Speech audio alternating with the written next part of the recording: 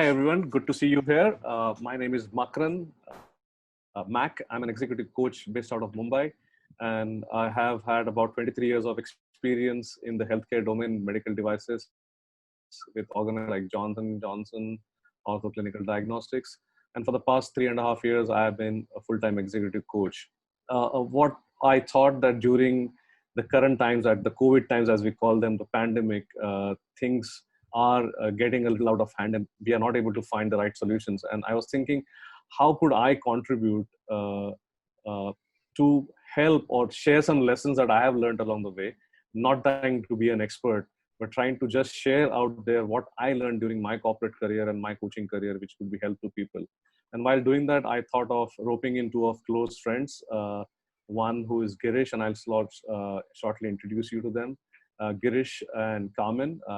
I'll start with Carmen. Carmen is based out of Denmark. She is an accomplished executive coach, runs her own coaching organization, has worked in large organizations like Coca-Cola and Lego. Tremendous business experience, a very, very great personality. And more than anything else, what got me wanting to be on this panel or this discussions or the series of discussions we might have is that she's a mountaineer. She likes to be out in the mountains. And I wanted to see how we can extract some knowledge and wise lessons from her mountaineering career as well as corporate career, which can help all of us navigate these troubling times. Girish, again, a close friend of mine. He's a extremely big and accomplished veteran in the aviation industry and the media industry. Has worked with big brands like Jet Airways.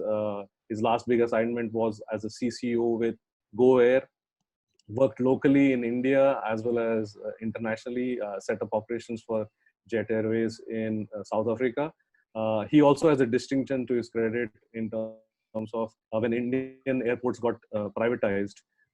He was part of the team that was working with Bangalore International Airport, and that was the first green international airport in India. And so that's also a big achievement. But again, more than that, what got me attracted to bring Girish and his lessons for this is Girish is an Ironman. And he has been a water polo and a swimming enthusiast all his life, but now he has just before the COVID pandemic started, he got an Ironman title under his or participation under his belt. And I thought, what can we get from that endurance and that kind of superb experiences, which are exhilarating? How can we bring those learnings to our life? And that's how I got these two friends together. And what we thought was have a series of chats, casual chats, not something about giving out knowledge that we are the epitome of knowledge and we are know it and be all. We are just having discussions of how we can actually bring certain learnings which people can apply, even us can apply in our everyday lives during these times, not just for COVID, but otherwise also. So here goes. Today, we are going to talk about planning as a key skill or a key competency that will help us in our lives, not just personal lives, but also our business life. So I'd like to throw it to Carmen and ask, Carmen, what are your thoughts around planning? Because it's a very oft-spoken word in business lingo. Plan, plan, plan. What do you think? You know, it's a love-hate relationship with planning. It's very important to have plans and to be able to plan. And we talked last time about vision, and to be able to get to your vision, it's important to have a plan how you get to the vision. The challenge is that not always the plans work the way we want, and we don't have control over everything. Having this in mind, and maybe we talk another time about how to be flexible around planning, what I want to say is that planning is extremely important. I told you last time that I couldn't run 200 meters. And to be able, actually in 10 months, I finished a marathon, not because I wanted to finish a marathon, but because I wanted to go up in the mountains. And that was very important to be fit. And I planned, and I really was running 3-4 times a week, and with 200 meters, having this plan. In those times, I was having an Excel where I was writing how many meters I ran, how was I feeling after that, and what other exercises I did to be able to succeed. And I really planned everything until the day of the marathon. And also when I was going in the mountains, that was planning. If I were to associate this with my professional life, that was also extremely important. And I think planning in sports uh, brought me even more discipline around planning in business. And I remember some years ago, I had to open a do-it-yourself shop of 10,000 square meters together with my team. And we got a piece of paper and said, well, this is your store, handle it. So we really had to plan absolutely everything until that huge red thing was up and running and selling and making profit. And again, without planning and even detailed planning wouldn't have been possible. And in the same time, I want to say there have been many things in the way. And what I would like to bring here is something that many of us, when we are in business and plan and achieve your goal, we forget about being kind to ourselves. And I always talk with people is firmly with discipline, but kindly. Without Okay. beating ourselves up and without judgment. It's important to be very disciplined, but also sometimes it's, I need a day off. I need to take a break. I'm not going to train today, or I'm not going to work as much as I would work normally, or I don't work during this weekend, because many of us sometimes work in the weekend or in the evening. Planning, again, for me to conclude what you asked, it's extremely important. There are many ways to do it, and I'm sure you can come with great stories. Yet it's very important to be kind in all the steps of planning and going through it, and to leave some space from flexibility, which is also an interesting topic. Yep. Thanks, Kevin. Makes sense. Being kind. I'm getting something. Planning, but be kind to yourself, and probably to others around you also. Yeah. Definitely. That's a big eye opener for me as well. Girish. Hey, thanks, Makran and Carmen. I think this session is really interesting, and I was really happy when Makran approached me to do this session. So planning is, I always say it's my favorite line. If you fail to plan, I think it's plan for failure. So if you don't have a plan, you can be sure that there'll be confusion and there'll be failure. So anything that you do, so. In corporate world, we always listen to this motherhood of a statement, strategy, or a word called strategy. But what is strategy? Strategy is nothing but a plan to achieve something. That's simple. So if you want to today during this COVID, if you have to go and buy something, you need to have a plan, because you can step out and you can face any challenge, any uncertainty, anything that you're not, so I always say this to my wife as well. I said, you must have a plan. Whatever you're doing, you don't need to be a CEO for have a plan. Even a housewife needs to have a plan. So I think every human being needs to have a plan. Without plan, I think it will not be a structured life. So when it comes to Ironman and to become a CCO of an airline, I think planning is the most important thing. So they say that if you want to cross a finish line of a marathon or a Ironman, of course you need to train for years. But when your body reaches that level of fitness, you need to have a 6 month structured training, right? With one, as I like what Carmen said, kindness. Yeah. So one day is a rest day. The Monday is a rest day. After that grueling Saturday, Sunday that you go through, I think Monday is a rest day, and it's a compulsory rest day.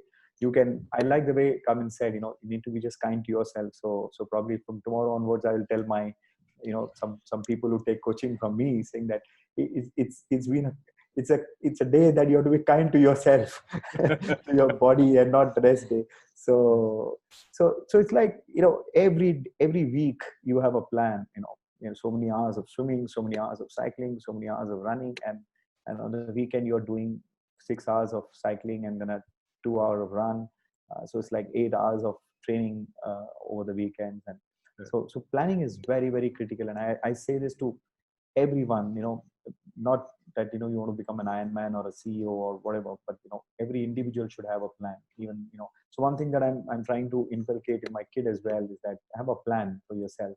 When you get up in the morning, or or the previous night when you sleep, have a plan that what will you do tomorrow. Write it out, saying that, okay, these are 10 things that you want to do tomorrow. So that when you don't achieve it, where you went wrong, what was wrong in your planning, right? So you can better that next time. So that's very important. So even this agency that I'm consulting today, when we started with 3-member team and today we are a 30-member team, we had a plan, and the plan was very simple. I have 2 clients today. I'm getting $100 from them. How can I make it $500? Simple. Only these 2 clients. Don't have multiple things. Don't say that I want to get 10 more accounts. And so if that $100 become $500, you will have enough money to take your agency to the next level. So have a plan that how can these two clients can give you more than what they're giving you today. So I think planning is very critical, and it's an integral part of any goal or vision that you want to achieve. Yeah, thanks, Girish. And I think linking back to the talk that we had last time about vision, if vision is something that we want to do and achieve in the future, I think plan is something which gets you done in a shorter duration. And just to bring perspective of the current times, I think everything has now become a short term. Even a 3-month is a longer horizon in current times. Probably we'll have to break down things into weeks and months and days, rather than looking at quarters, because one quarter is like a one full year at this moment of time. And I also have an interesting story about planning. And in fact, I wouldn't call it a negative story, but you talked about your kid to have a plan, and I am that kind of a person who plans almost everything. Yeah, and even things that need not be on a plan are on plan and organized for me, and I kind of have an obsessive compulsive disorder for doing this. And there are a few friends who call me a timetable, because if things go off my timetable, then I'm a bit irritable, and people don't like to be around me when some things shift from my plan. So I think what Carmen mentioned about being kind, I could relate to that, and also the flexibility, which to me, very rigid, having high rigidity in planning sometimes becomes a detriment. So I am looking forward to talk about how can one become flexible in planning, because to me, flexibility means you are not planning well. And so I think I'm eager to learn that views. I think in the next chat, when we look at what can we do in planning that can be flexible for ourselves and our businesses.